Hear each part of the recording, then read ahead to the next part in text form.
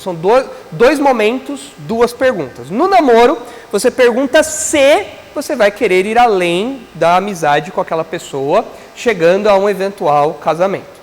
E desde a semana passada, nós falamos um pouquinho sobre a identificação do bom partido. Então você está lá solteiro, você está lá solteira, e tecnicamente todo crente solteiro seria um candidato em potencial.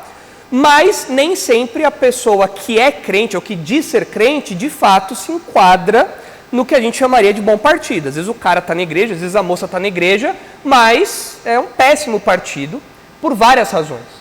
E nós ilustramos, nós colocamos isso aí em 5 áreas que você deve observar na hora de avaliar um bom partido. Então nós vimos os relacionamentos da pessoa, seu relacionamento com Deus, seu relacionamento com os pais, relacionamento com os amigos, relacionamento consigo mesma, relacionamento com a esfera pública, como a pessoa se comporta no modo que ela se relaciona de modo geral.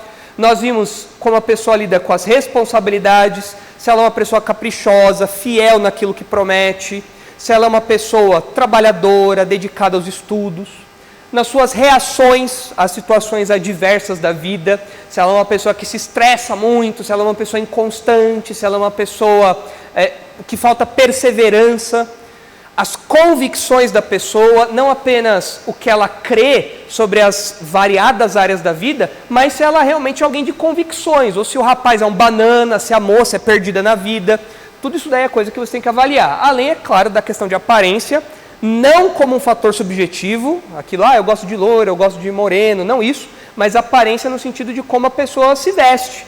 Assim, se ela se veste de modo decente, se ela cuida da aparência dela, se ela não é uma pessoa largada, desleixada, porca, tudo isso daí compõe o bom partido. Mas, hoje, além dessas questões que nós mencionamos aqui, de modo compactado na semana passada, eu gostaria de compartilhar com vocês 3 considerações adicionais. E essas 3 considerações adicionais eu julgo relevantes porque você ignorar alguns pontos que eu vou colocar aqui pode trazer para você algumas dores de cabeça. Então, eu quero apresentar essas 3 considerações, quero fundamentar isso aqui biblicamente, mas eu admito que essa temática que eu vou abordar aqui, ela pode ser um pouco incômoda em alguns contextos. E vocês vão ver o porquê ela pode ser um pouco incômoda. Algumas pessoas talvez não gostem dessas abordagens aqui que eu vou fazer. Porque existe no contexto evangélico uma abordagem muito espiritualoide das coisas. As pessoas acreditam que o namoro, o casamento, é uma coisa muito superficial e que, assim, tem questões que você pode ignorar, que não vai ter problema, o que importa é a pessoa ser crente, é a pessoa professar a fé. Mas tem mais coisas que você tem que levar em conta. Eu não estou dizendo com isso que você não pode namorar determinada pessoa ou até casar com determinada pessoa, mas, à luz dessas considerações adicionais, você tem que ter maturidade, e lembre-se que essa é uma palavra-chave nessa avaliação que a gente faz, você tem que ter maturidade para encarar essas coisas e saber que algumas questões podem ficar mais ou menos aparentes, mais na superfície, menos na superfície, e você vai ter que lidar com isso ou não. Então é mais uma questão, não é uma questão proibitiva, do tipo, olha, se tal pessoa tem isso, não namore, não case com essa pessoa. Não é isso. Mas esteja ciente de que isso traz algumas implicações. Então é uma consciência, é uma maturidade que você tem que ter a partir dessas considerações adicionais. Então, as 3 considerações eu coloquei aí num slide só. Cadê o Henrique? Cadê o Henrique Maior? Seguindo aí o conselho do Henrique Maior, vai estar tudo num slide só, para o Henrique, ao final, poder falar qual chamou mais a atenção dele. Certo? Ok? Não, eu só estou te usando de bode expiatório só, entendeu? Mas os outros também vão falar, é claro. Primeira consideração, sem mais delongas. Não despreze a opinião de terceiros. É popular dizer que o amor deixa as pessoas cegas, mas o amor não pode deixar as pessoas surdas. E muitas vezes você está naquela paixão. Não, eu olho para aquela pessoa, ela me deixa hipnotizado. Né? São os olhos de ressaca da Capitu, me puxam. E eu fico embriagado com aquele olhar dela. E aí você fala para a pessoa fala, rapaz, mas essa moça, esse rapaz é treta. Ele não é esse santinho que você está pensando, não. Tem outras coisas que você tem que avaliar. Não, mas isso é coisa da sua cabeça, ela ou ele não é assim. O amor pode nos deixar cegos, mas o amor não pode nos deixar surdos. Em primeiro lugar, relacionado a isso, você deve ouvir os seus pais. Olha o relato aí de Juízes 14. Em Juízes 14, você tem o relato de Sansão. Os jovens que estiveram aqui com o pastor Thomas algumas semanas atrás estudaram um pouco da vida de Sansão. Em Juízes 14, você vê o exemplo de alguém que não ouviu o conselho dos pais e bateu a cabeça, indo contra a palavra de Deus. Você deve ouvir os seus pais, porque além deles serem autoridade sobre a vida de vocês, e portanto vocês têm a responsabilidade de ouvir, especialmente falando para os mais novos, aqueles que moram com seus pais, aquelas pessoas que já são mais velhas, que moram sozinhas, é claro que elas devem ouvir o conselho dos pais, mas o relacionamento aí entre pai e filho já tomou uma outra forma. Mas se você ainda mora com seus pais, se você é jovem, está debaixo da responsabilidade deles, você deve ouvir o que seus pais falam, não porque eles são autoridade apenas, mas porque muitas vezes os seus pais podem perceber coisas que você não percebe. Às vezes o seu olhar está tão viciado, às vezes a sua paixão está falando tão alto que você não percebe algumas coisas que seus pais percebem mais. Às vezes você nem sabe algumas coisas que você precisa avaliar, mas seus pais sabem. Às vezes você não olha para algumas coisas, mas os seus pais sabem, isso daqui vai dar problema lá na frente. Você tem que levar isso aqui em conta. Poxa pai, poxa mãe, eu não tinha me atentado nisso. Realmente. Existem circunstâncias também em que os pais não ficam confortáveis com o relacionamento e nem sempre eles sabem expressar isso com clareza. Às vezes o pai e a mãe falam, filho, eu não sei exatamente o que é, mas essa moça me passa alguma insegurança. Esse rapaz me passa algum desconforto. Eu não sei te explicar o que é, mas alguma coisa me é estranha nisso. Você tem que manter-se atento a esses conselhos, por mais que às vezes eles não sejam tão claros como nós gostaríamos que fosse. Olha o que acontece aí em Juízes 14, versículo 1. Desceu Sansão a Tímina, vendo em Tímina uma das filhas dos filisteus, ou seja, era um povo que Israel não devia ter relações próximas, Sansão estava desobedecendo, ele viu as mulheres de lá, ele subiu e declarou a seu pai e a sua mãe, e disse, vi uma mulher em Tímina, das filhas dos filisteus, tomai-ma, pois, por esposa. Porém, seu pai e sua mãe lhe disseram, não há porventura mulher entre as filhas de teus irmãos, ou entre todo o meu povo, para que vás tomar esposa dos filisteus, daqueles incircuncisos? Disse Sansão a seu pai, toma-me esta, porque só desta me agrado. Sansão é teimoso, Sansão é obstinado, Sansão aqui é retratado como um péssimo exemplo. Os juízes de Israel são péssimos exemplos. É uma expressão da misericórdia de Deus, o uso instrumental que esses homens têm ali na história de Israel. Mas o que a gente vê aqui é que os pais de Sansão falaram, Sansão, olha, nós temos pessoas do nosso povo. Você está desobedecendo a Deus, indo buscar pessoas lá fora. Não tem ninguém aqui, não tem uma moça aqui que você possa se aproximar. E ele, obstinado, fala, não, eu quero aquela. E não ouvir o conselho dos pais aqui, a gente vê como uma expressão de juízo sobre Deus, de Deus sobre Sansão. Na sequência do texto a gente vê isso, mas a gente percebe que isso trouxe graves consequências para Sansão, tanto que ele terminou a sua vida com os olhos furados. Ele que sempre se guiou pelos olhos, terminou a vida tendo seus olhos furados. Então não ouvir o conselho dos pais causou muitos problemas para Sansão.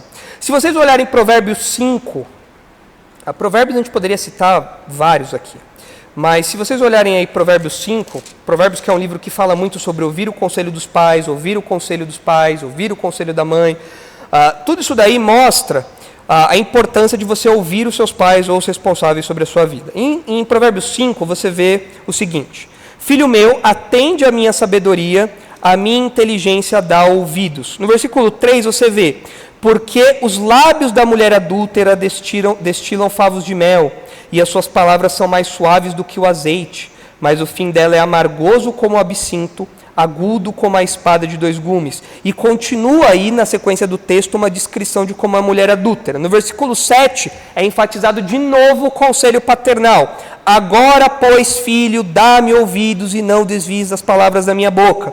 Ele continua falando isso, e você vê na sequência do texto, a ênfase que os pais dão em acolher a palavra deles e ter a sua própria esposa, uma mulher na qual ele pode confiar, na qual ele pode se deleitar, e não a mulher adúltera, que é uma mulher que levaria ele para a morte. Mas a ênfase aqui é no filho ouvir o conselho dos pais. Então, quando você despreza a opinião de terceiros, como os pais, você pode incorrer no erro de sanção. E aí, dependendo da situação, pode ser tarde demais. Outra pessoa que você deve ouvir é o seu pastor. Isso fica mais fácil quando as duas pessoas, você e o outro candidato, a pessoa que você quer namorar ou quer começar a namorar, quando essas duas pessoas são da mesma igreja é mais fácil. Porque muitas vezes você não sabe algumas coisas que o pastor sabe. Então chega a moça e fala, pastor, eu quero namorar o fulano, o que você acha? É claro que o pastor vai manter a confidencialidade, é claro que o pastor vai manter a discrição, mas ele vai poder orientar a pessoa e falar, olha, eu acho que aquela pessoa ela precisa amadurecer em algumas áreas, talvez não seja o momento de você começar a namorar agora. Então é importante que quando vocês, a maioria que ainda é solteiro, quando vocês forem começar a namorar, é importante que o pastor não seja o último a ficar sabendo. Vocês não têm obrigação nenhuma de me contar os detalhes da vida de vocês, mas eu sou responsável pela vida de vocês. Eu vou dar conta, diante de Deus, do cuidado para com vocês. Então, mais do que comunicado, é importante que o pastor seja consultado. Pastor, nós estamos querendo começar a namorar. O senhor acha que nós podemos seguir? O pastor não vai dar pitaco falando, olha, eu acho que ela é muito bonita para você. Não vai fazer isso. Tá? Mas o pastor pode avaliar e falar, olha, eu acho que vocês não são maduros o suficiente para começar a namorar. Ou ainda falar, olha, vocês podem começar a namorar, mas estejam atentos a essa e essa área aqui.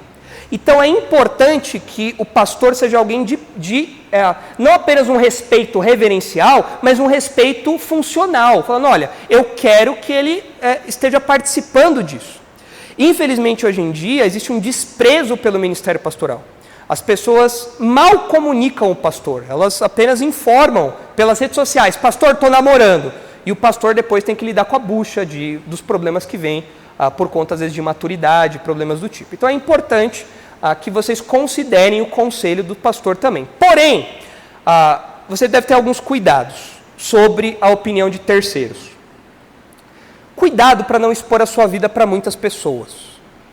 Não seja aquela pessoa que compartilha tudo da sua vida nos stories. Não faça uma enquete, devo namorar com ele ou não? E dependendo do resultado da enquete, você começa a namorar a pessoa ou não. Não faça isso, porque, claro, isso é um exagero, né? Mas não exponha muito dos seus sentimentos para muitas pessoas, porque você deve zelar pela privacidade do relacionamento. Se você expõe da sua vida íntima para todo mundo, as pessoas vão começar a dar pitaco demais. E aquilo que não era um problema até então, vai começar a ser um problema, porque você vai perder a sua privacidade. As pessoas saberem que você começou a namorar é uma coisa, as pessoas começarem a ter ingerência no seu relacionamento é outra. Então, cuidado para você não expor os seus sentimentos. Procure pessoas sábias. Não procure a pessoa só porque ela é descolada. Eu vou falar com fulano só porque ele é descolado. Senão você vai pedir conselho matrimonial para o Fábio Júnior, que já casou 10 vezes. Ele é descolado, é alguém para frentex. Você não vai fazer isso. Você vai pedir por pessoas sábias. Alguém mais velho, alguém que já seja casado ou que já é noivo. Você vai pedir conselho para essa pessoa. Mas você vai ser seletivo e você vai ser cuidadoso para que isso não seja exposto para muitas pessoas. Quando você expõe isso para muitas pessoas, você está condenando o seu relacionamento ao fracasso. Porque você vai ter muita dificuldade em tirar a liberdade das pessoas depois. Como a gente brinca geralmente com o pessoal, dê dinheiro, mas não dê liberdade. Porque se você dá liberdade para um grupo, as pessoas vão começar a ter ingerência direta na sua vida. E existe um limite de privacidade. Então, cuidado para não tornar essa opinião de terceiros um problema para você. Seja cuidadoso e seletivo em quem você busca conselho. E mais, não permita que opiniões enviesadas atrapalhem a sua avaliação. O que eu quero dizer com isso? Talvez você tenha um grande amigo e você chega para ele e fala assim, fulano, eu estou pensando em namorar a Chiquinha. E aí o cara é apaixonado pela Chiquinha. E ele vai falar, cara, eu acho que ela não é para você não. Eu acho que ela não não combina, acho que vocês têm um estilo muito, muito diferente. 2 meses depois é ele que está namorando a Chiquinha. Isso foi uma opinião enviesada. O cara não foi honesto, o cara não foi sincero. Em certo sentido, ele foi até meio fura-zóio, né? Foi meio fura-olho. E acabou sendo uma opinião enviesada. Às vezes acontece de ciúmes. Às vezes 2 amigos, 2 amigas são tão próximas quando solteiras, que quando uma começa a namorar, ou quando um começa a namorar, os amigos ficam com ciúme. Vai lá com seu namoradinho agora, não liga pra mim.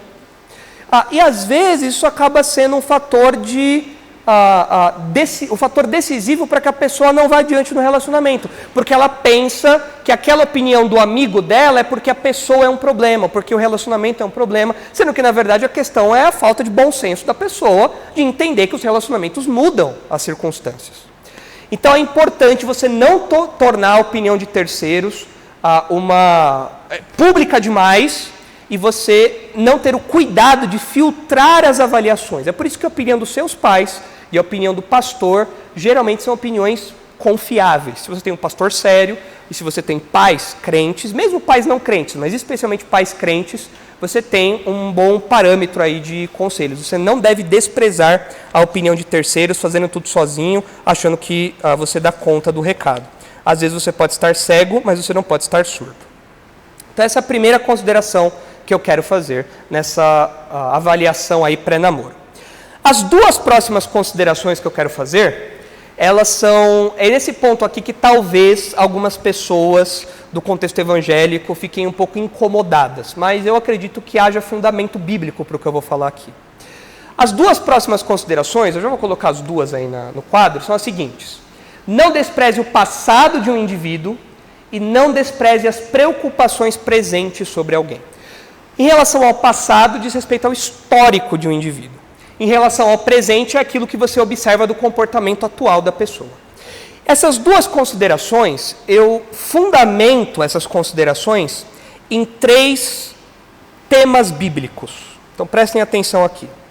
Primeiro tema bíblico, as considerações 2 e 3, elas estão fundamentadas em 3 temas bíblicos, fundamentadas em 3 temas. Quais são esses 3 temas? Primeiro, a relação do pecado e do evangelho. É o seguinte, todo ser humano nasce pecador, todo ser humano nasce em iniquidade, todo ser humano nasce escravo do pecado. É isso que a Bíblia diz. Em pecado me concebeu minha mãe. É isso que Davi fala no Salmo 51. E nós, por natureza, seguimos de modo desenfreado os nossos desejos, os impulsos da carne. Por natureza, esse é o incrédulo, é o retrato de todos nós em algum momento da nossa vida. Mas o Evangelho, a mensagem de salvação, que Jesus Cristo morreu pelos nossos pecados e nos liberta verdadeiramente da escravidão do pecado, a mensagem do Evangelho resgata, resgata, regenera e transforma as pessoas por piores que elas sejam. É importante você ter isso em mente. O Evangelho pode pegar uma pessoa com um passado muito feio e de fato transformar essa pessoa da água para o vinho. É um novo coração, uma nova mente. Olha o que diz aí, por exemplo, 1 Coríntios capítulo 6. 1 Coríntios 6, 9. Olha só. Olha como era a membresia da igreja de Corinto. Dá um ligue no histórico da membresia da igreja de Corinto. Ou não sabeis que os injustos não herdarão o reino de Deus? Não vos enganeis, nem impuros, nem idólatras, nem adúlteros, nem efeminados, nem sodomitas, nem ladrões, nem avarentos, nem bêbados, nem maldizentes, nem roubadores herdarão o reino de Deus.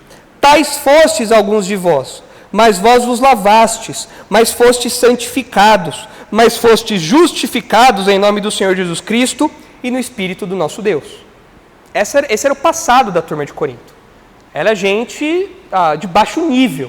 Mas o texto fala que eles foram lavados, eles foram justificados. Então, o Evangelho é uma mensagem de salvação real. O Evangelho é o braço de Deus, é o poder de Deus, nos buscando do mais profundo poço para uma vida nova, para uma novidade de vida. Isso é real, você tem que levar isso em conta. O segundo tema, no qual eu fundamento isso daí, é a santificação e a natureza pecaminosa. Mesmo depois de convertido, O crente ainda tem que lutar contra os seus impulsos. A nossa natureza pecaminosa, ela não é morta quando nós nos convertemos. Ela é enfraquecida porque agora nós temos o Espírito Santo habitando em nós. Mas nós ainda temos que lutar contra os nossos impulsos. Então, se vocês olharem aí, por exemplo, Colossenses 3. Colossenses 3, 5 a 10. Maurição, a Marcele desceu, não sei se ela foi embora. Dá uma olhada, por favor. Colossenses 3, 5 diz assim: Fazei, pois, morrer a vossa natureza terrena, prostituição, impureza, paixão lasciva, desejo maligno e avareza, que é a idolatria. Por estas coisas é que vem a ira de Deus sobre os filhos da desobediência. Ora, nestas mesmas coisas andastes vós também noutro tempo, quando vivei nelas. Agora, porém, despojai-vos igualmente de tudo isto: ira, indignação, maldade, maledicência, linguagem obscena do vosso falar. Não mintais uns aos outros, uma vez que vos despistes do velho homem com os seus feitos, e vos revestistes do novo homem, que se refaz para o pleno conhecimento, segundo a imagem daquele que o criou. Então é uma luta diária de matar o velho homem e se revestir do novo homem. A conversão é um momento decisivo para isso, é um momento central, é uma dobradiça na vida de todo mundo, mas a natureza pecaminosa ainda está ali. Tanto que se vocês olharem para Romanos capítulo 7, vocês vão ver que o apóstolo Paulo descreve essa luta em termos muito vívidos. É o que nós experimentamos diariamente. Olha só o que ele diz em Romanos 7, versículo 18. Porque eu sei que em mim, isto é, na minha carne, não habita bem nenhum, pois o querer o bem está em mim, não porém o efetuá-lo. Porque não faço o bem que prefiro, mas o mal que não quero, esse faço. Mas se eu faço o que não quero, já não sou eu quem o faz, e sim o pecado que habita em mim. E ele continua falando isso até que, no versículo 23, ele fala: Mas vejo nos meus membros outra lei, que guerreando contra a lei da minha mente, me faz prisioneiro da lei do pecado que está nos meus membros. Desventurado homem que sou! Quem me livrará do corpo desta morte? Graças a Deus por Jesus Cristo, nosso Senhor.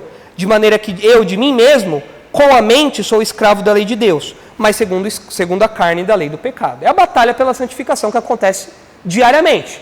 Eu sei que eu devo fazer algo, eu quero fazer algo que é certo, mas a minha natureza pecaminosa força para eu fazer aquilo que é errado. E eu muitas vezes cedo a isso. É a batalha de todo crente. Se vocês olharem também 2 Pedro 1, vocês veem que para a nossa santificação, nós temos tudo o que precisamos para a vida e para a piedade. Ou seja, é possível mortificar a nossa carne, é possível vencer os nossos pecados. Olha o que diz aí, 2 Pedro 1,3. Visto como pelo seu divino poder nos têm sido doadas todas as coisas que conduzem à vida e à piedade, pelo conhecimento completo daquele que nos chamou para a sua própria glória e virtude. Nós temos tudo o que precisamos para uma vida de piedade, uma vida de reverência a Deus, uma vida de adoração a Deus. E por fim, se vocês olharem em 2 Coríntios 3, vocês verão aqui o processo de santificação, esse processo de mortificação da nossa natureza pecaminosa, é algo que é gradual. Não acontece do dia para a noite. É uma coisa que acontece de pouquinho em pouquinho. Olha o que diz aí 2 Coríntios 3, 18. E todos nós, com o rosto desvendado, contemplando como por espelho a glória do Senhor, somos transformados de glória em glória na sua própria imagem, como pelo Senhor o Espírito.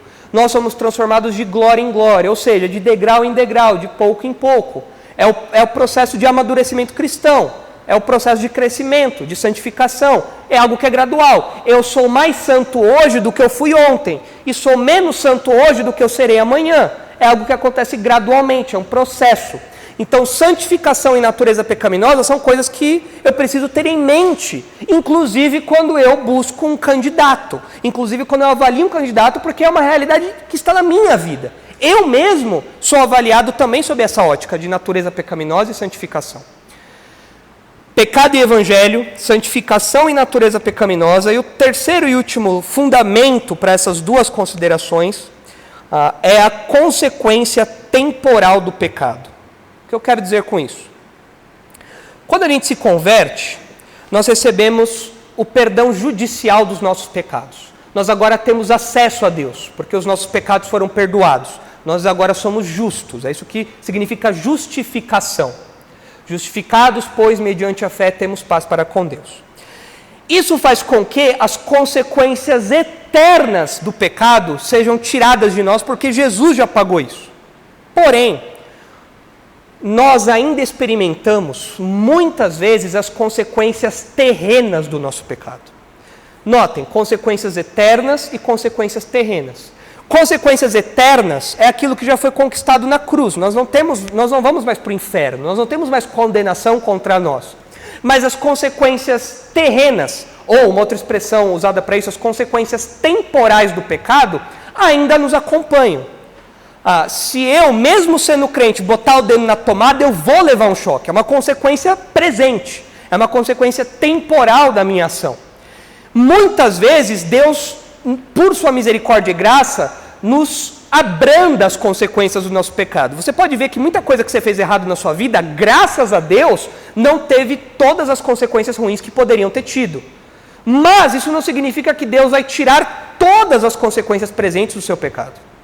Se vocês olharem, por exemplo, 2 Samuel, capítulo 12, vocês verão que Davi, depois que pecou com Batseba, ele se arrependeu diante de Natã, Natã repreendeu, ele se arrependeu, mas Deus não isentou Davi das consequências temporais do seu pecado. Olha aí o que diz 2 Samuel 12. 2 Samuel 12, 9. Por que, pois, desprezaste a palavra do Senhor? Aqui é Natã falando com Davi, né? Por que, pois, desprezaste a palavra do Senhor, fazendo o que era mal perante ele? A Urias, o heteu, feriste a espada, e a sua mulher tomaste por mulher, depois de o matar com a espada dos filhos de Amon. Agora, pois, não se apartará a espada jamais da tua casa, porquanto me desprezaste e tomaste a mulher de Urias, o heteu, para ser tua mulher. Assim diz o Senhor: eis que da tua própria casa suscitarei o mal sobre ti, e tomarei tuas mulheres à tua própria vista, e as darei a teu próximo, o qual se deitará com elas em plena luz deste sol. Isso aconteceu com o filho de Davi. O filho de Davi trouxe essa vergonha sobre Davi mais à frente. Porque tu o fizeste em oculto, mas eu farei isto perante todo Israel e perante o sol. Então disse Davi a Natã: pequei contra o Senhor. Disse Natã a Davi: também o Senhor te perdoou o teu pecado, não morrerás. Mas, posto que com isto deste motivo a que blasfemassem os inimigos do Senhor, também o filho que te nasceu morrerá. Então vejam, Deus perdoou Davi? Sim, o texto fala, Natã fala, Deus te perdoou, você não vai morrer pelo seu pecado. Mas, o que você fez, você não será liberto das consequências temporais da sua ação. E muitas vezes na nossa vida isso acontece. Nós nos arrependemos de um pecado que nós cometemos lá no passado e Deus nos perdoa, nossos pecados estão limpos, lavados, nós não temos mais a culpa daquilo. Mas nem sempre Deus tira de nós as consequências temporais do pecado. Às vezes nós precisamos amargar essas consequências durante muito tempo ainda. Um exemplo disso é quando casais de namorados fornicam, têm relações sexuais e a moça engravida. A consequência daquilo, por mais que o casal se arrependa, a consequência daquilo, é até feio de dizer, mas a consequência daquilo é um bebê que não tem como desnascer. Não tem como a mulher desengravidar. Não dá. Não tem como fazer isso. E nós, como crentes, não vamos apoiar o aborto. Então, a consequência daquele pecado vai acompanhar os dois por toda a vida deles. Então, são questões que você tem que ponderar quando você avalia o perfil de alguém. Muitas dessas questões que eu vou apresentar aqui, você só vai conhecer um pouco mais quando você se aproximar da pessoa, talvez já no namoro. Mas tendo essas informações, você já dá para saber se você quer continuar com aquela pessoa ou não. Então, tendo fundamentado essas considerações nessas bases bíblicas, vocês entenderam as bases bíblicas do que eu falei? Okay? Tendo fundamentado isso, eu quero apresentar para vocês essas duas considerações. Segunda consideração ali. Não despreze o passado de um indivíduo. Note o seguinte, ninguém deve buscar um candidato perfeito, que nunca tenha cometido um erro no passado. Todos nós já fomos incrédulos, Algumas pessoas se converteram mais cedo, outras pessoas se converteram mais tarde.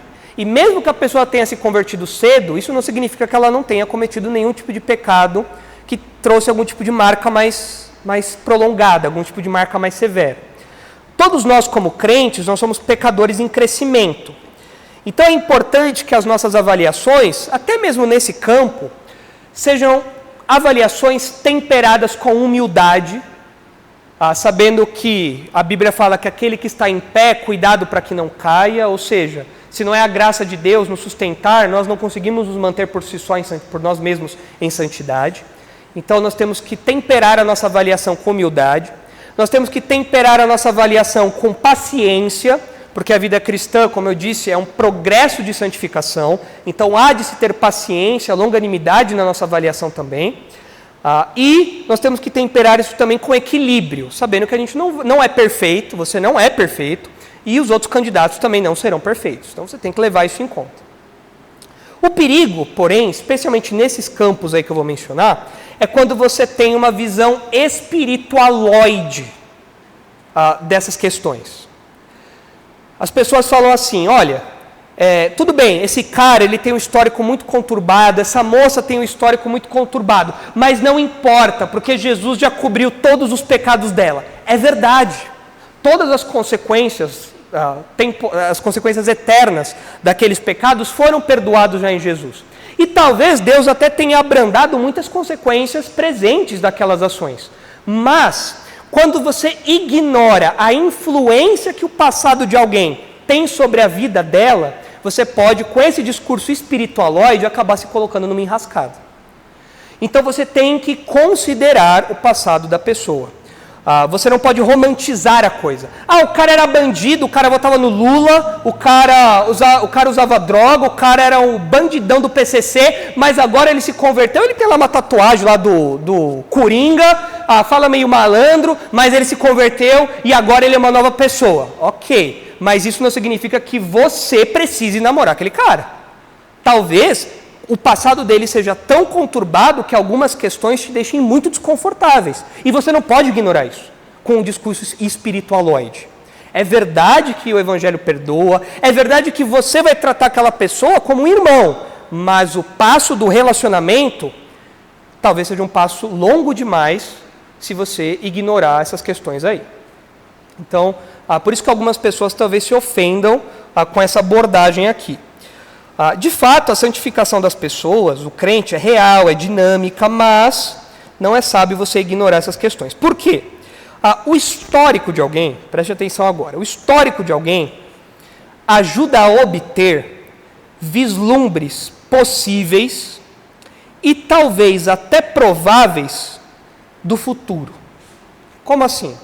Não é que o cara que era bandido no passado e se converteu, não é que ele vai voltar a ser bandido no futuro, não é isso que eu quero dizer. Mas, quando você conhece o histórico da pessoa, você consegue perceber quais vão ser as lutas maiores e quais vão ser as lutas prováveis que aquela pessoa vai ter.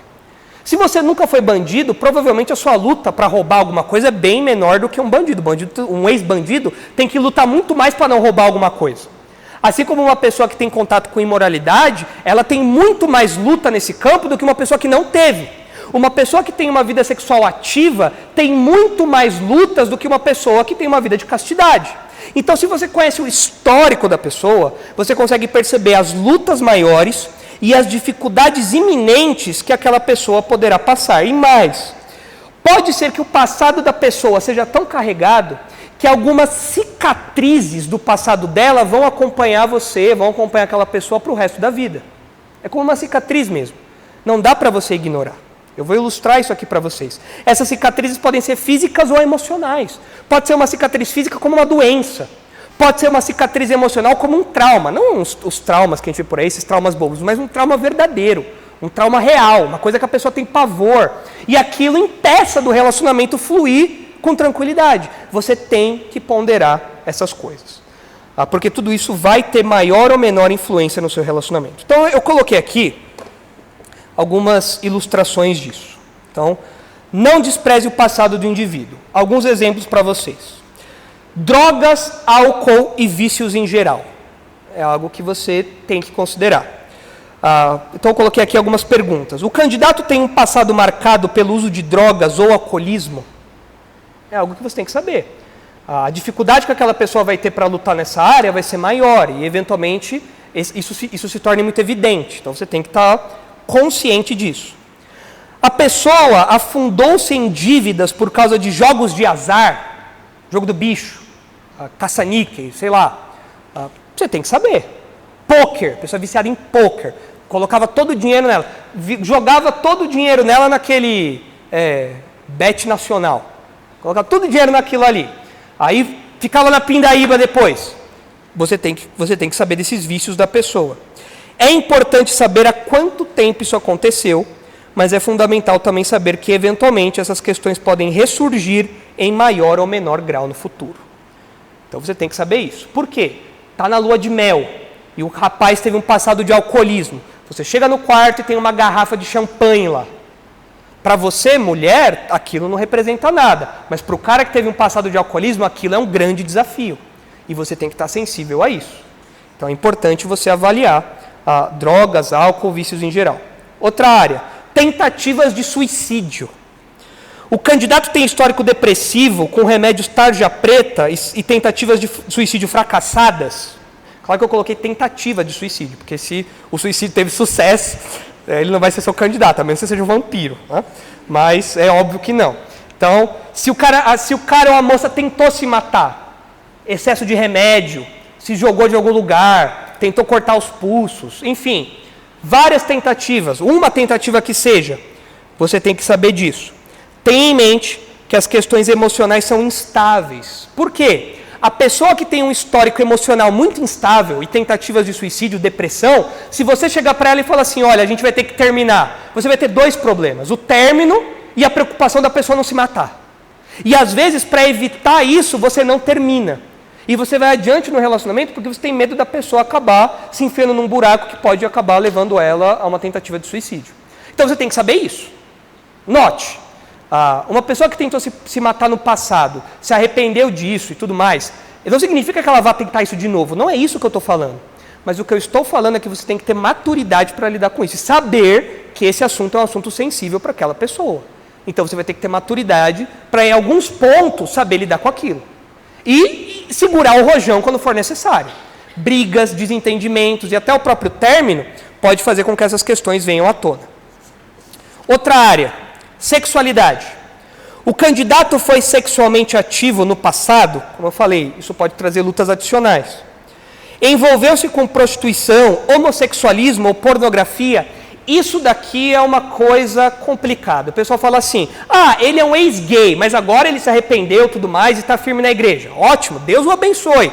Realmente, o evangelho faz isso. Porém, a moça que for se relacionar com esse cara, ou o cara que for se relacionar com essa moça, tem que ter em mente as lutas próprias daquela pessoa, as questões próprias daquele indivíduo. Não dá para você ignorar com uma ideia ilusória e imatura de que aquilo ficou no passado e não tem nenhuma influência no presente. Mais aqui. As marcas deixadas por uma vida sexual desregrada podem trazer lutas maiores que o normal, já que se trata de uma área extremamente sensorial. O sexo envolve, do corpo, envolve tudo. Envolve olhos, envolve tato, olfato, paladar, envolve tudo. A experiência sexual é uma experiência completa. E quando a pessoa fora do casamento se envolve com isso, isso cria memórias sensoriais que são mais difíceis dela apagar. Então, você deve lembrar, por exemplo, de alguma experiência sua ao longo da sua vida aí, de um lugar que você foi, tinha um cheiro diferente, uma comida legal, uma festinha de aniversário que tinha uma comida legal, uma decoração bonita, e todos esses estímulos te criaram uma memória muito forte. E quando você sente aquele cheiro, quando você lembra, vê aquela imagem, aquilo tudo vem à sua mente. A vida sexual é assim também, só que potencializado. Então você tem que levar isso em mente, porque isso cria lutas maiores que o normal. Além disso, questões como as doenças sexualmente transmissíveis também são relevantes. O cara pode ter contraído AIDS, o cara pode ter contraído alguma outra DST, a moça pode ter contraído alguma outra DST, e talvez a pessoa nunca tenha feito nenhum exame para isso. É por isso que eu sempre aconselho os casais que vão se casar a fazer um check-up.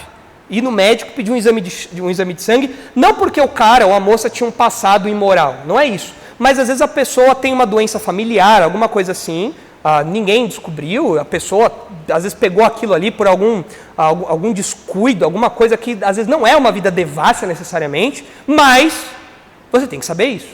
E no caso de uma pessoa que tem uma vida sexual ativa, isso é bem possível. Então, esteja atento a isso. Além disso, outra pergunta aqui. O candidato sofreu algum tipo de violência sexual, como estupro ou assédio, quando era criança? E eu digo isso aqui conhecendo um caso de uma menina que ela era estuprada, ela era violentada, ela era assediada pelo padrasto. Eu conhecia essa moça, ela era assediada pelo padrasto. E você via que essa menina, ainda adolescente, ela tinha alguns comportamentos diferentes. Porque ela já tinha uma sexualidade um pouco além do que deveria ter para a idade dela. Só que ela foi violentada. Então ela tinha uma timidez muito grande. Ela tinha às vezes uma postura muito fechada. Pelo que aconteceu com o histórico dela. E isso pode trazer influência no relacionamento. Se você, rapaz, lida com uma moça dessa, é claro que isso tudo é superável. Porém, você tem que ter ciência que, eventualmente, algumas aproximações vão ser mais longas. Algumas coisas vão ser mais demoradas. Mesmo a vida sexual, dentro do casamento, talvez ela tenha alguns incômodos. Porque aquilo causou um trauma naquela moça. Então você tem que estar ciente disso. Às vezes até questões físicas mesmo foram alteradas por conta do que a moça experimentou.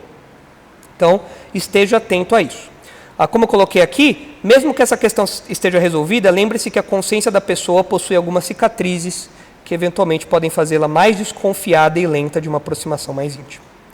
Outro tópico que eu coloquei aqui é a bandidagem. O candidato já foi preso ou era envolvido com gangues e grupos de roubo? Nesse ponto, vale destacar que cobranças e acertos de contas do passado podem aparecer repentinamente. Então, o cara era traficante e deixou o morro sem pagar a dívida. O Serasa do morro vai procurar o cara. Às vezes você está lá de boa, no carro, com o seu marido, com o seu namorado, e para uma moto do lado, dá 3 pipocos lá e você leva pipoco de graça. Você não sabia que o cara já teve no passado um envolvimento, talvez num passado nem tão recente, mas você ignorou que o cara tinha um passado com gente barra pesada e que agora os caras estão vindo cobrar alguma coisa que ele deixou em aberto lá atrás. Então você tem que estar ciente disso na hora de entrar num relacionamento de alguém que se envolveu com algum tipo de coisa assim. Então, diante dessas questões, você tem que responder honestamente. Coloquei aqui.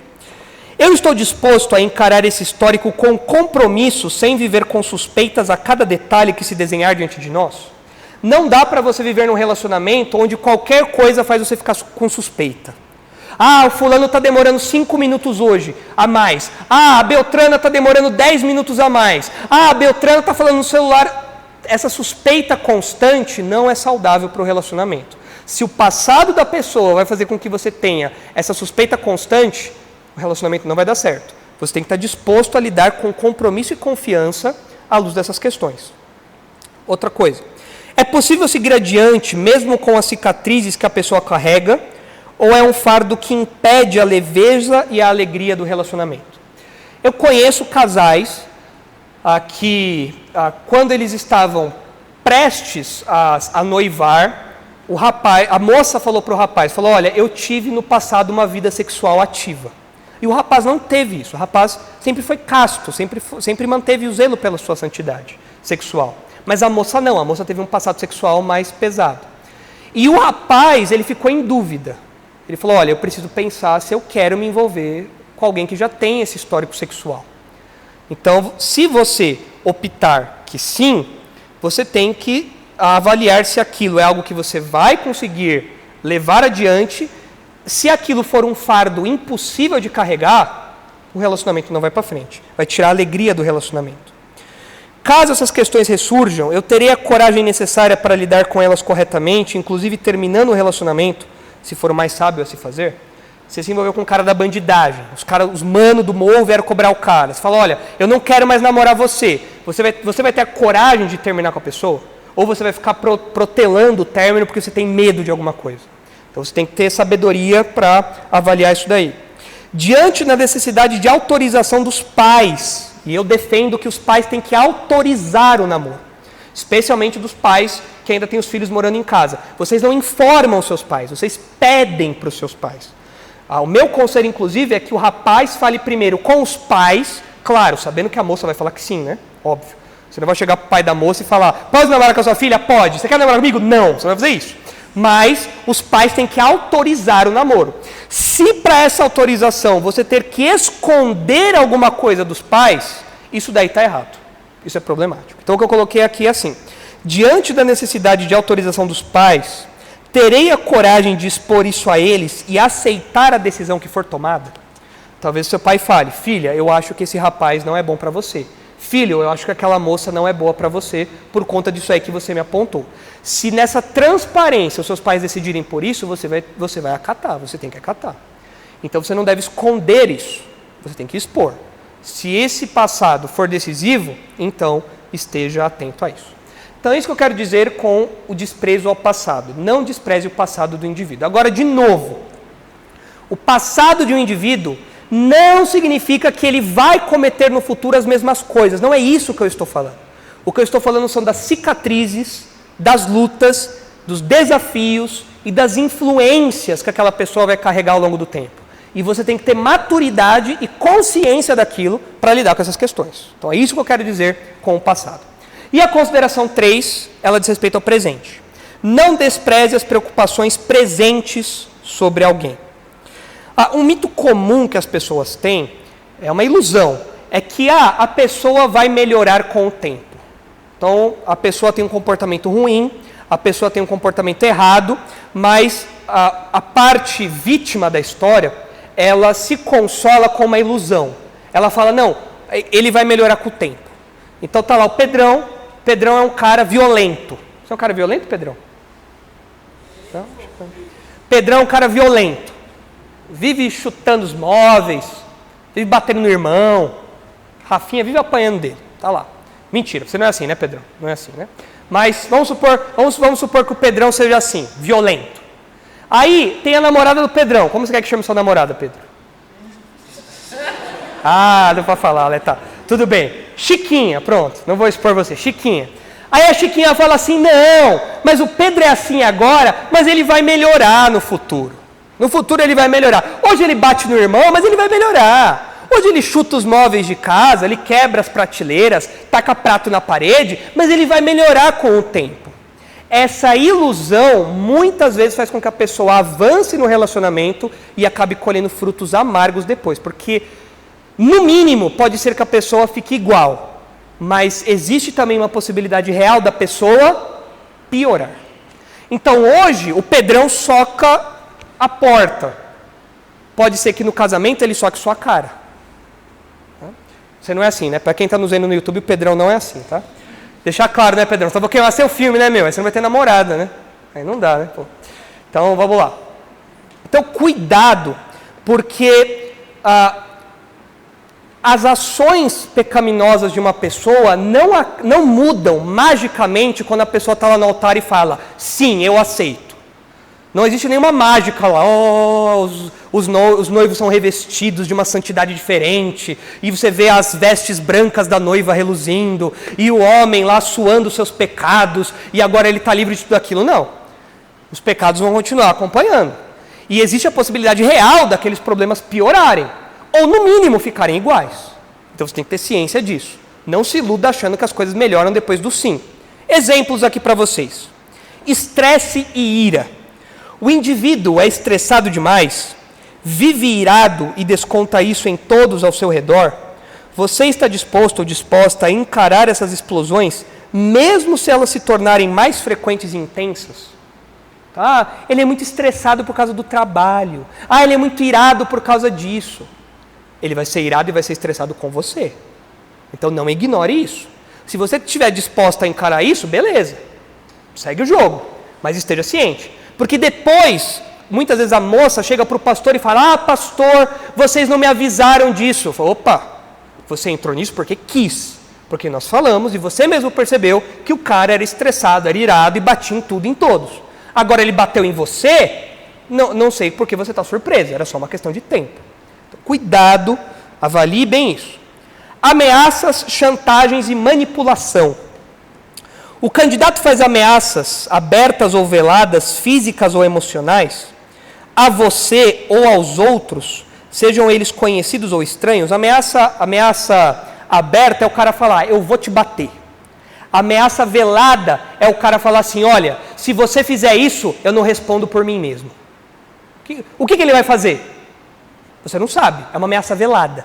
É o cara falar assim, olha, você está me tirando do sério e eu tô começando a achar que eu vou ter que tomar outras medidas.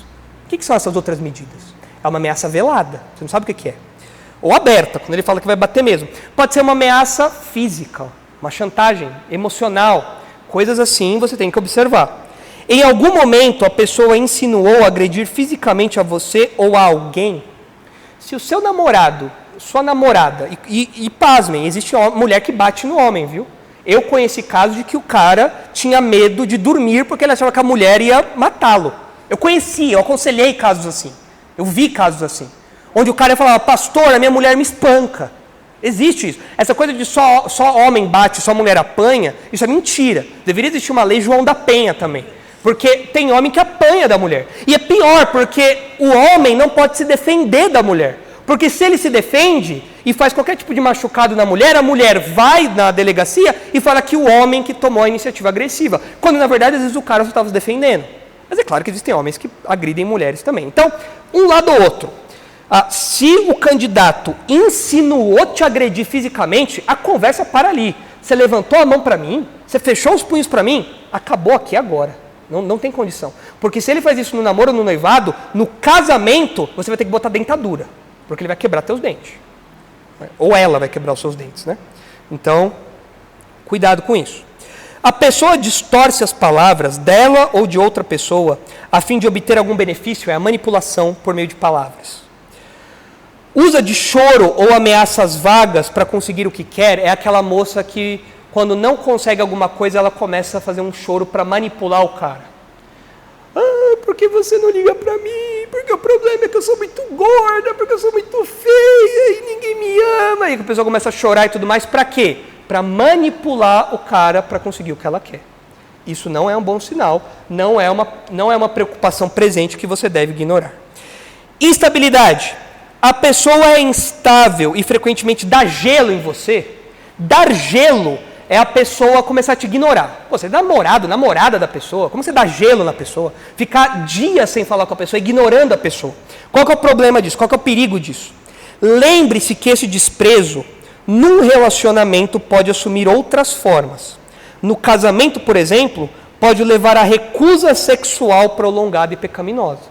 A mulher que dá gelo no namoro, com o tempo, no casamento, ela pode falar assim, eu vou estar te ignorando, inclusive nós não vamos ter relação sexual. E a Bíblia fala que isso é pecado. A Bíblia fala que o homem deve dar à mulher o que é devido e a mulher deve dar ao homem o que é devido, no campo sexual. Então, essa ideia de dar gelo no relacionamento é preocupante, porque no casamento isso vai criar problema. Dívidas. O candidato vive endividado sem conseguir quitar seus débitos. Eu não estou falando aqui do parcelamento que você fez do seu videogame. Estou falando de dívida mesmo. Tá? Aquela dívida que está sempre com a corda no pescoço. O nome dele é sujo.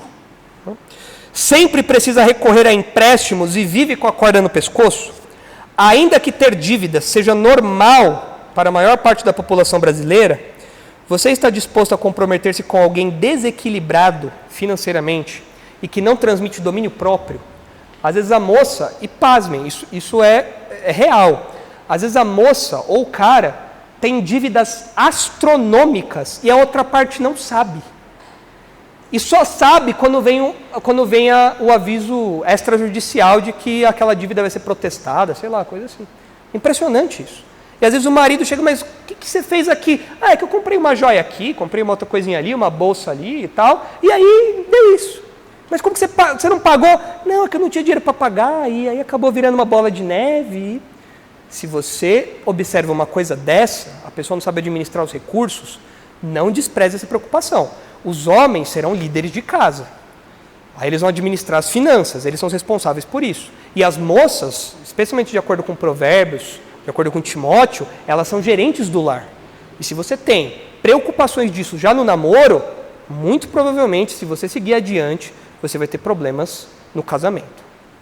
Então, não despreze as preocupações presentes sobre alguém. E esses 2 conselhos estão fundamentados sobre aquelas 3 bases que eu apresentei. Então, estão aí. 3 considerações. Não despreze a opinião de terceiros, não despreze o passado de um indivíduo, não despreze as preocupações presentes sobre alguém. Muito bem, considerações adicionais aí agora, podem falar. Henrique? Diga, Brenner. Tem uma pergunta. Pode fazer a pergunta. A questão da primeira consideração, que é sobre o comunicado do moço com os pais da moça e tanto com os pais dele. Se eu quiser assim, já falei com os pais da moça e os dois, eu posso ocultar que eu estou namorando de alguns parentes que eu sei que vão fazer comentários indevidos quando estiver na presença deles, eu e ela, na presença deles. Eu acho que Eu acho que não dá para você ocultar, porque se você lembrar, na nossa definição de namoro, ela envolvia a palavra público, é um compromisso público. Por ser público, todo mundo tem acesso a isso. Então não tem como você esconder isso de algumas pessoas, todo mundo vai ficar sabendo. O que você pode fazer é administrar o que as pessoas vão falar, como você vai receber o que as pessoas falam ou não, ou os ambientes que você vai frequentar, mas não tem como deixar oculto. Isso aí não dá para esconder. O namoro é público. O que mais? Vamos lá. Pensou aí já, Henricão? E aí, levantem a mão aí. Bia. Nessa última parte do não despreze o negócio que o rapaz falou era que assim, o cara não precisa levantar a mão assim. A primeira vez que você sentir um sentimento, um pressentimento, sei lá, o que fosse, que o cara fosse te bater, você sai desse relacionamento. Porque ele não precisa necessariamente te dar provas para fazer isso. O importante é que você não tenha essa sensação de que ele vai fazer isso. Porque a chance de que ele vai fazer é muito alta. E você não pode pagar o fato de descobrir isso. Até porque a coisa é progressiva. No namoro, você não vai experimentar isso no completo. No namoro, o cara ainda tem algumas amarras. Tipo assim, se eu bater nela, eu vou ter que lidar com meu sogro. Eu não quero fazer isso. Agora, dentro de casa, o cara bate na cabeça onde não deixa marca, e aí ninguém fica sabendo. E ele manda, você fica quieta, não conta pra ninguém.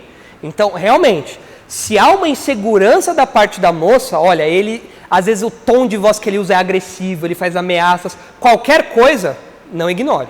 Não acho que o cara vai mudar magicamente. Isso é verdade. O que mais? Próxima, Júlio. Eu não sei como é que é o tratamento aqui no Brasil, mas, por exemplo, lá em Angola, por ser um país com várias culturas, quando os dois começam, falam com os pais, e os pais dos dois sentam, não é?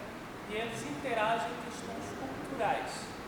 Vocês se conhecem e tudo mais, eles vão dizer os desafios que vocês vão ter entre vocês, mas também os desafios culturais principalmente. E esse processo é bem demorado, porque eles vão sentar, depois vem os filhos, depois vem a apresentação da família em grupo, sentam ao lado da noiva, já quando a coisa está mais avançada. Tudo isso eles dizem para evitar a chance de separação, né? Porque graças a Deus ainda é reduzido em comparação a outras sociedades.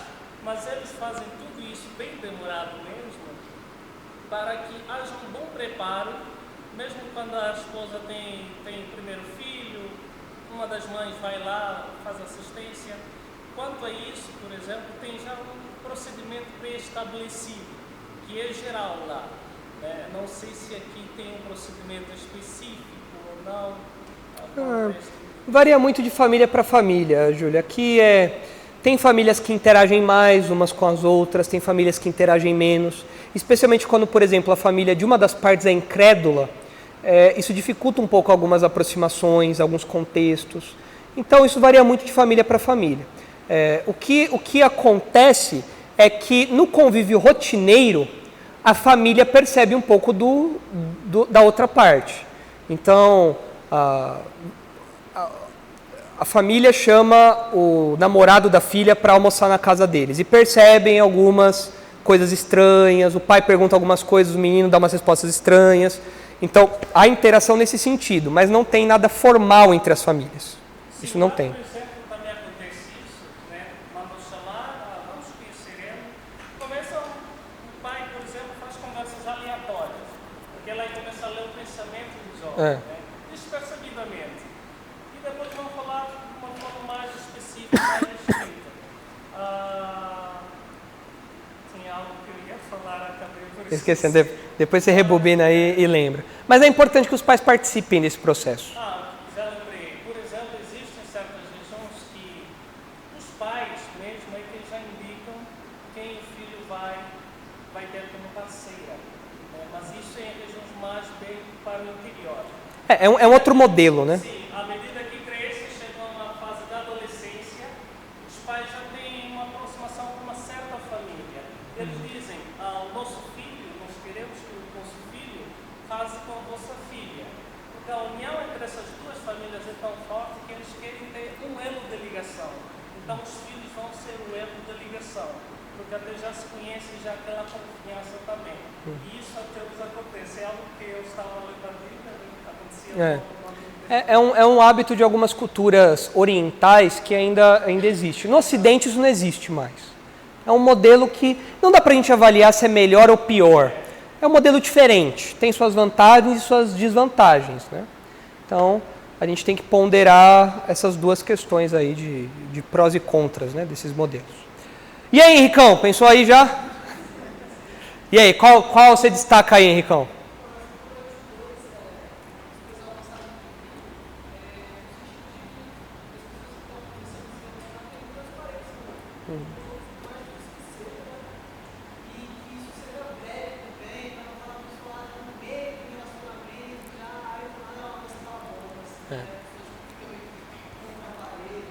É ruim quando demora muito, porque a pessoa às vezes já criou tanto vínculo familiar, emocional, que aquela informação, ela talvez seja desprezada para não causar outras inconveniências. Então, o que geralmente eu aconselho é o seguinte, você não vai falar do seu passado feio no primeiro encontro. Fala, oi, estou te conhecendo, é o seguinte, eu era traficante. Você não chega nisso no primeiro encontro. Mas eu acho que... passado um tempo já de um mínimo de amizade ali e tudo mais, eu acho que dá para você ter uma conversa honesta com a pessoa. Falar, olha, nós já estamos conversando há bastante tempo, a gente já está namorando há um tempo, ou vamos começar a namorar, mas eu queria ser claro para você a respeito de algumas questões, eu quero ser transparente com você. E aí a pessoa apresenta aquilo. Então, eu acho que é importante que isso aconteça, não logo no começo, mas não muito depois do começo. Aquele entusiasmo inicial pode ser nublado por isso.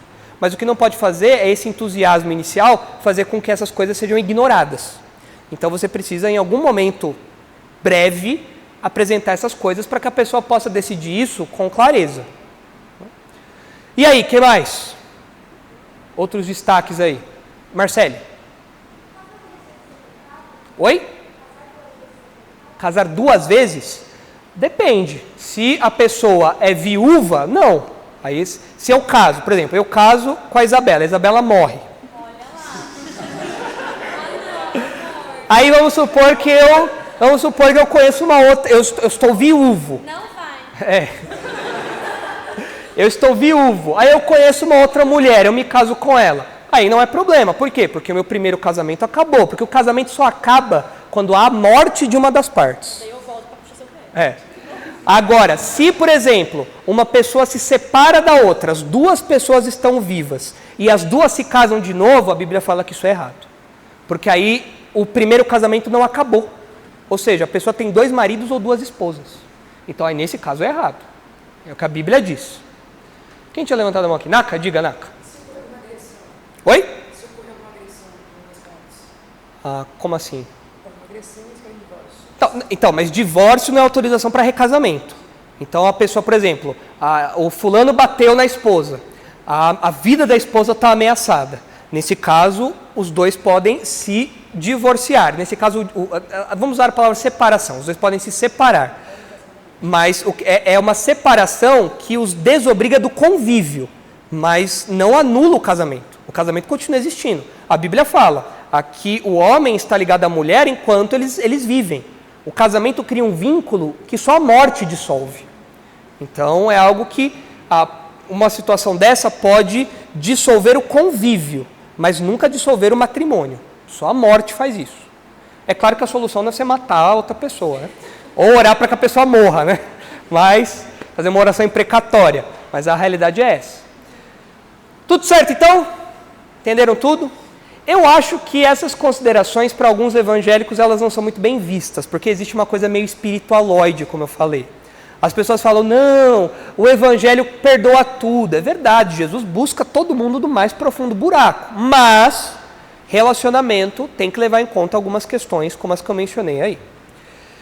Então, muito bem, vamos orar para terminar. E aí depois a gente fala de outras coisas aqui que eu preciso passar para vocês. Senhor, nós agradecemos, Pai, porque é verdade que o Evangelho resgata, o Evangelho regenera, o Evangelho transforma a nossa vida. Nós agradecemos, Pai, porque é verdade que quando nós cremos em Jesus como nosso Salvador, nosso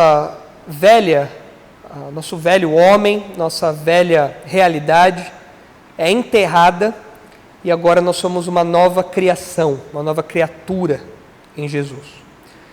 Nós agradecemos por isso e sabemos que isso é verdade, que o Espírito Santo atua nos crentes de modo que eles possam viver uma vida de santificação diária e de vitória sobre os pecados.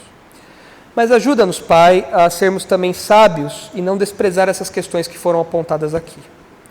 Que nós sejamos espiritualmente maduros, conscientes e responsáveis para entender que o pecado tem consequências que se prolongam e que o pecado traz influências muitas vezes que transcendem aquele momento específico do passado de uma pessoa ou do presente de alguém. Que nós tenhamos sabedoria e discernimento para observar tudo isso e com confiança na Tua Palavra, a partir dos princípios que foram apresentados aqui, que nós tenhamos casamentos saudáveis, relacionamentos saudáveis. É no nome de Jesus que nós oramos. Amém.